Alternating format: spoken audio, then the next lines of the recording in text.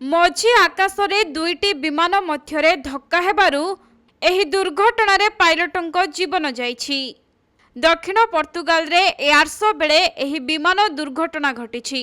वायुसेना विमानर दुईटी विमान परस्पर धक्का हेबा फलरे एथिरे जणे पायलटों मृत्यु होइथिबा बेले आउ जणे गुरुतर होइछन्ति।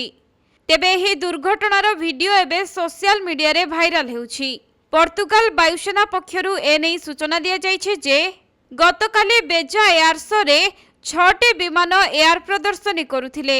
भी सेप्रे समस्त विमान आगको बढ़ुथिबा बेले एक विमान तलपटु उपरकू उठिबा बेले धक्का होई जाइथिला। आउ धक्का हेतु विमान आकाशरू खसी तळे पड़िथिला। एथिरे जणे स्पेनिश नागरिकंकर मृत्यु होइछि। सेहिपरि पोर्तुगाल रो अन्य जणे पायलट सामान्य आहत होइतिबा सूचना रहिछि।